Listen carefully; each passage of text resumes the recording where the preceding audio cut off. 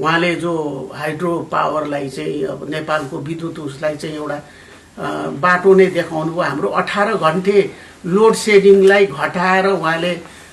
अहिले चाहिँ निरन्तर बिजुली बल्ने नेपालभरि त्यस्तो चाहिँ बनाउनु भएको। अनि हामीले चाहिँ के छ भन्दाखेरि यो मन्त्रीमण्डल अन्तरिम सरकार गठन हुँदाखेरि उहाँ जस्तो मानिसहरू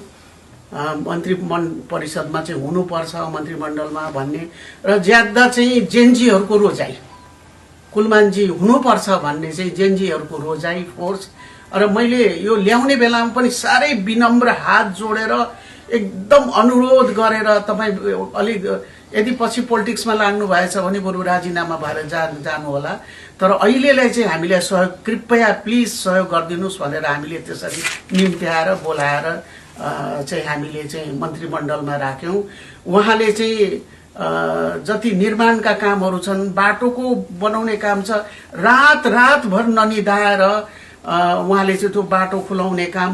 जहाँ जहाँ चाहिँ इलाममा बग्यो बाटो अथवादेखि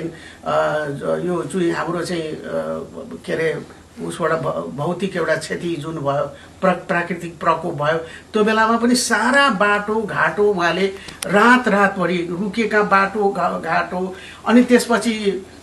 निर्माण नभएर चाहिँ त्यो खेलाची भएर ठेकदारहरूले मनपरी जस्तो गरेको बेलामा पनि त्यस्ता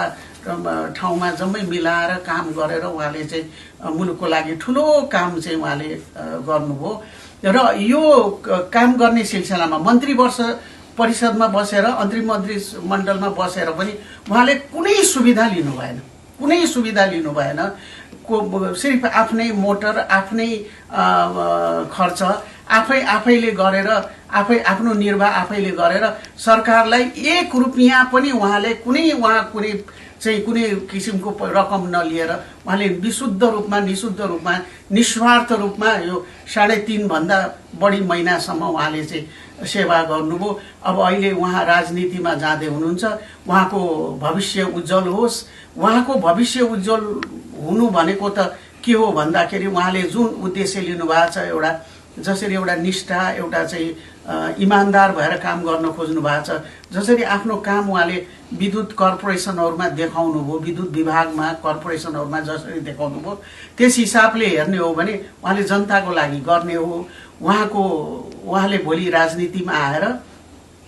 निर्वाचन आफ्नो चाहिँ जितेर आफ्नो दललाई अघि बढाएर उहाँले निस्वार्थ रूपमा त्यसरी चाहिँ अगाडि चाहिँ मलाई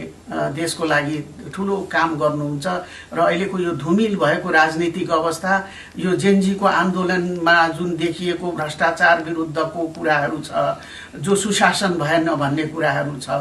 र चाहिँ यहाँ चाहिँ आम मानिसले रोजगारी पाएनन् भन्ने कुराहरू छ, त्यो कुरामा चाहिँ उहाँले पुरा गर्नुहुन्छ र भन्ने कुरा चाहिँ मलाई चाहिँ विश्वास छ। र म उहाँलाई बधाई पनि अहिले नै दिन चाहन्छु कि उहाँको चाहिँ सफलता होस्, उहाँको टिमले नै जितोस्